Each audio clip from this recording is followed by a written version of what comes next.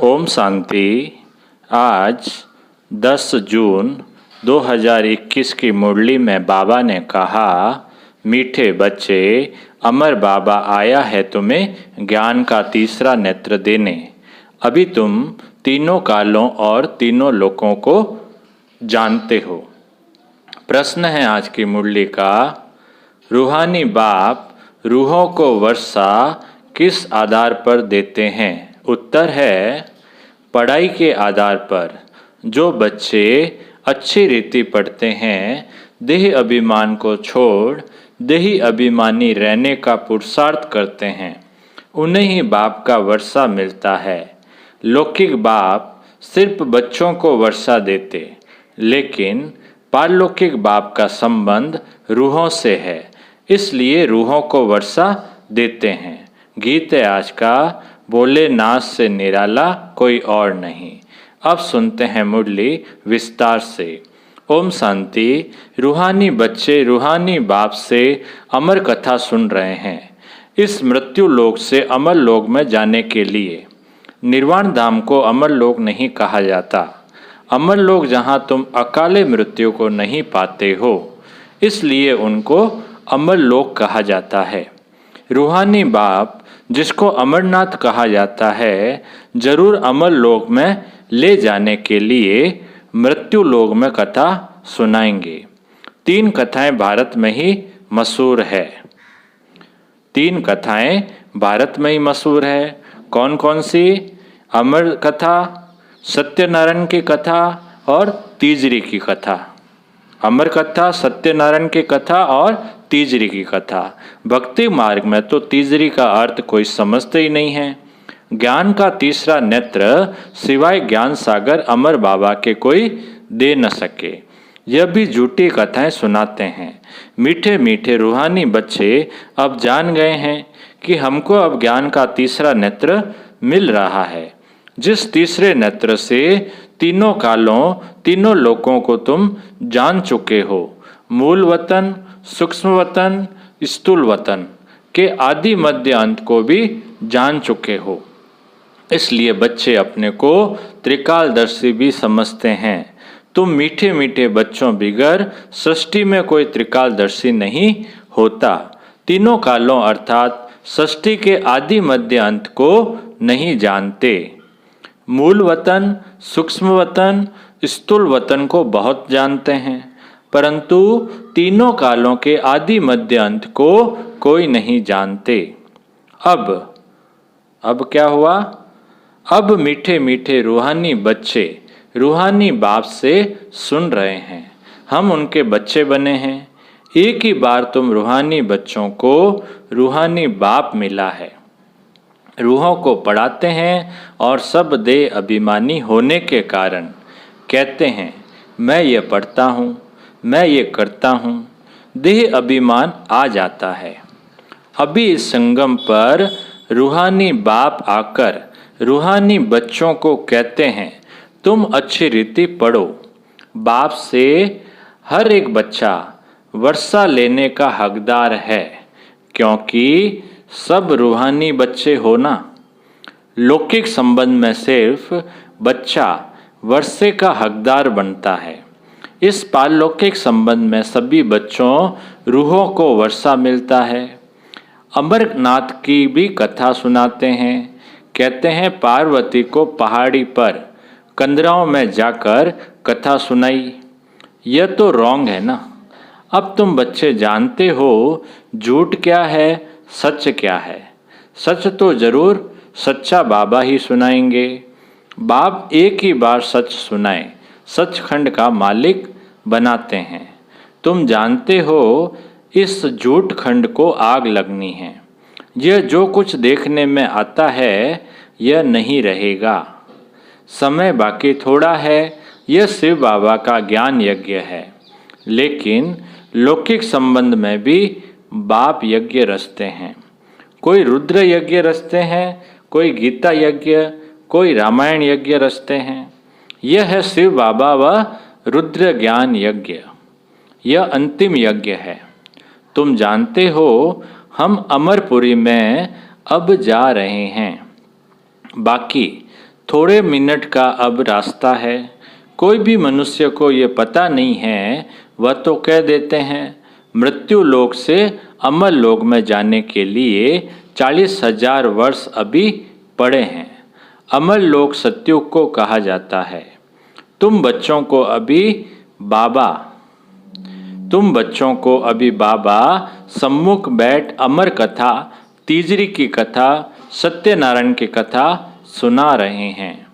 भक्ति मार्ग में क्या क्या होता है वह तो देखा। भक्ति मार्ग का कितना विस्तार है। जैसे झाड़ का बड़ा विस्तार होता है, वैसे ही भक्ति का भी बड़ा कर्मकांड का झाड़ है। यज्ञ, व्रत, नेम, जप, तप आदि कितना करते हैं। इस जन्म के भगत तो बहुत बैठे हैं। मनुष्यों की वृद्धि होती रहती है। तुम भक्ति मार्ग में आए हो, तब से दूसरे धर्म स्थापन हुए हैं। हर एक का अपने धर्म से कनेक्शन है। हर एक की रस्म रिवाज अलग है। भारत अमरपुरी था, भारत अब मृत्यु लोक है। तुम आदि सनातन देवी देवता धर्म वाले थे, परंतु अब पतित होने के कारण तुम अपने को देवता कहला नहीं सकते। यह तुमको भूल गया है कि हम सो देवता थे। जैसे कहते हैं क्राइस्ट ने हमारा धर्म स्थापन किया तो हमारे क्रिश्चियन चले आए। ऐसे नहीं कि यूरोपियन धर्म के हैं।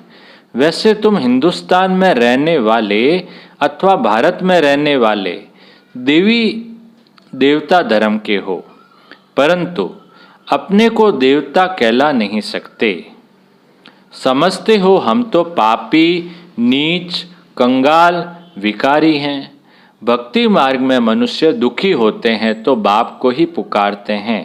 यह सिर्फ तुम ब्राह्मण बच्चे ही जानते हो कि जिस बाप को पुकारते आए हैं वह हमको बेहद का वर्षा देने के लिए अमर कथा सुना रहे हैं। हम अमरपुरी के मालिक बनने वाले हैं। अमरपुरी को स्वर्ग कहा जाता है। तुम कहेंगे हम स्वर्गवासी बनने के लिए पुरुषार्थ कर रहे हैं। कलयुग में मनुष्य मरते हैं तो कहते हैं स्वर्गवासी हुआ। अब उसने कोई स्वर्ग में जाने के लिए पुरुषार्थ थोड़े किया। तुम तो पुरुषार्थ कर रहे हो अमरपुरी बैकुंठ में जाने के लिए। पुरुषार्थ कराने वाला कौन? अमर बाबा, जिसको अमरनाथ भी कहा जाता है। इस यज्ञ को पाठशाला भी कहा जाता है। दूसरे कोई पाठशाला को यज्ञ नहीं कहा जाता। यज्ञ अलग रचे जाते हैं जिसमें ब्राह्मण लोग बैठ मंत्र पढ़ते हैं। बाप कहते हैं यह तुम्हारा नॉलेज कॉलेज भी है, यज्ञ भी है, दोनों इकट्ठे हैं। तुम जानते हो इस ज्ञान यज्ञ से विनाश ज्वाला प्रज्वलित हुई है। इसमें सारी दुनिया स्वाह हो जानी है, फिर नई दुनिया बननी है। इसका नाम ही है महाभारी महाभारत लड़ाई। इस जैसी लड़ाई और कोई होती नहीं। कहते हैं युद्ध में मुसलों से लड़ाई हुई, तुम्हारे साथ लड़ाई तो है नहीं। इसको महाभारत लड़ाई क्यों कहते हैं? भारत में तो एक ही धर्म होता है ना। मौत तो बाहर है, यहाँ लड़ाई की तो बात नहीं है। बाप समझाते हैं तुम्हारे लिए नई दुनिया चाहिए तो जरूर पुरानी दुनिया का विनाश होगा। तुम बच्चों की बुद्धि में विराट रूप का भी सारा ज्ञान है। यह भी समझते हो जो कल्प पहले आए थे वही आएंगे देवता बनने के लिए। बुद्धि का काम है। हम जितने ब्राह्मण बने हैं अब फिर देवता बनेंगे। प्रजापिता ब्रह्मा भी गाया हुआ है। परम पिता परमात्मा ब्रह्मा द्वारा मनुष्य सृष्टि रचते हैं, इसलिए ब्रह्मा को प्रजापिता कहते हैं। परंतु कैसे कब रचते हैं ये कोई नहीं जानते। क्या शुरू में मनुष्य नहीं है जिनको रचते हैं? बुलाते ही हैं पतित पावन आओ। तो जब मनुष्य पतित होते हैं तब तो बाप आते हैं। दुनिया को बदलना है। तुमको बाप नई दुनिया का लायक बनाते हैं। अभी सब तमो प्रधान पुरानी दुनिया में हो, फिर सतो प्रधान बनना है। बाप ने समझाया है हर एक मनुष्य मात्र को हर चीज़ को सतो रजो तमो में आना होता है। दुनिया नई से पुरानी जरूर होती है, कपड़ा भी नया पहनते हैं फिर पुराना होता है। तुमको ज्ञान मिला है, सच्ची सत्यनारायण की कथा अभी तुम सुन रहे हो। गीता है सर्वशास्त्रमयी शिरोमणि, बाकी है उनके बाल बच्चे। जैसे ब्रह्मा की वंशावली वैसे गीता है मुख्य।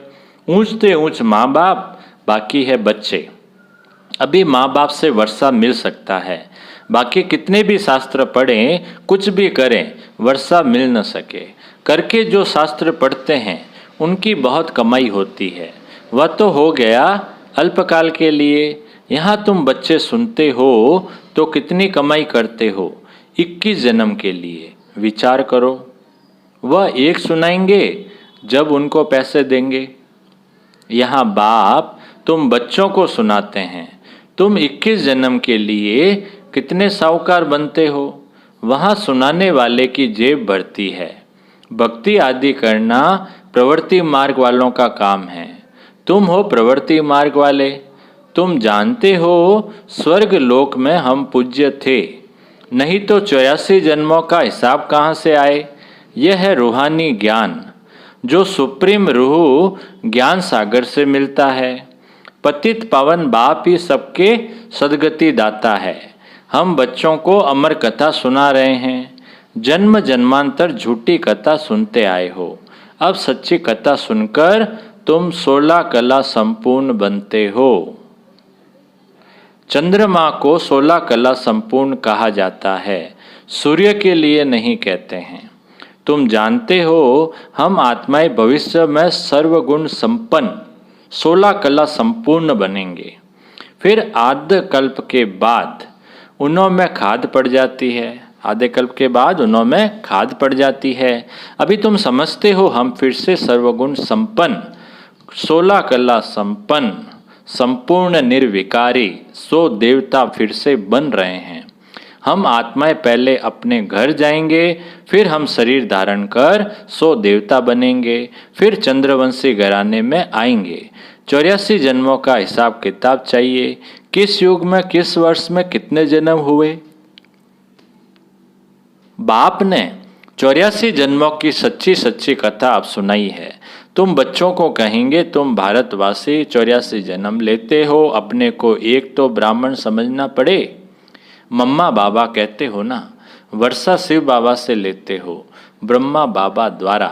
ब्रह्मा भी उनका हो गया, ब्रह्मा से वर्षा मिल न सके, यह भी भाई हो गया, यह शरीरधारी है ना।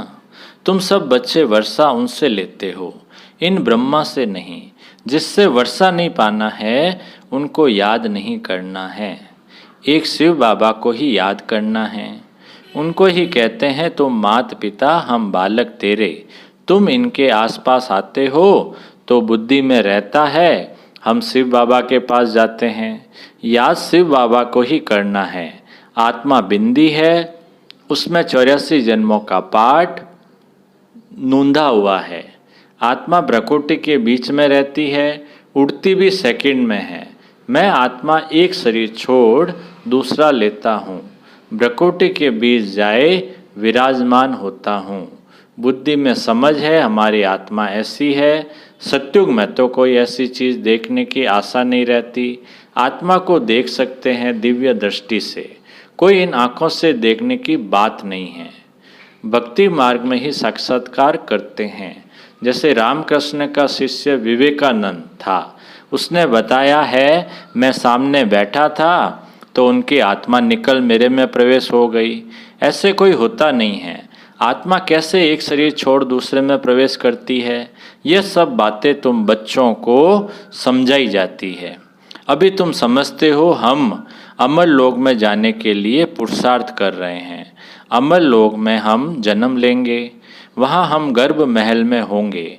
यहाँ तो गर्भ जेल में बहुत त्राई त्राई करते हैं। अब आधा कल्प के लिए बाबा तुमको सब दुखों से छुड़ाते हैं, तो कितना प्यार से ऐसे बाप को याद करना चाहिए। अच्छा बाप दादा बोले मीठे मीठे सिके लदे बच्चों प्रति माता पिता बाप दादा का याद प्यार और गुड मॉर्निंग। रूहानी बच्चों को नमस्ते। हम रूहानी बच्चों की रूहानी बाप दादा को याद प्यार गुड मॉर्निंग और नमस्ते नमस्ते नमस्ते सदा रहेंगे हंसते हंसते। अब सुनते हैं धारणा के लिए मुख्य सार। पहला बिंदु, स्वयं को रूह समझ रूहानी बाप से पढ़कर पूरा वर्षा लेना है। सचखंड का मालिक बनने के लिए सच्ची कथा सुननी और सुनानी है। दूसरा पॉइंट, जिस बाप से बेहद का वर्षा मिलता है उसे ही याद करना है, किसी देहधारी को नहीं। इस पुरानी दुनिया को आग लगनी है, इसलिए इसे देखते भी नहीं देखना है। वरदान है आज का, मन मना भव की विधि द्वारा मन रस की स्थिति का अनुभव करने और कराने वाले सर्व बंधन मुक्त भव।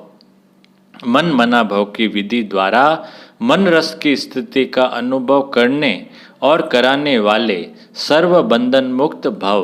विस्तार, जो बच्चे लोहे की जंजीरें और महीन धागों के बंधन को तोड़ बंधन मुक्त स्थिति में रहते हैं, वे कलयुगी स्थूल वस्तुओं की रचना व मन के लगाव से मुक्त हो जाते हैं। उन्हें देह अभिमान व देह के पुरानी दुनिया की कोई भी वस्तु जरा भी क्या नहीं कर पाएगी, जरा भी आकर्षित नहीं करती। जब कोई भी इंद्रियों के रस अर्थात विनाशी रस के तरफ आकर्षण न हो, तब अलौकिक अतीन्द्रिय सुख व मन रस स्थिति का अनुभव होता है। इसके लिए निरंतर मन मना भव की स्थिति चाहिए। स्लोगन है, सच्ची सेवा वह है जिससे सर्व की दुआओं के साथ खुशी की अनुभूति हो। सच्ची सेवा वह है जिसमें सर्व की दुआओं के साथ खुशी की अनुभूति हो। अच्छा, ओम शांति।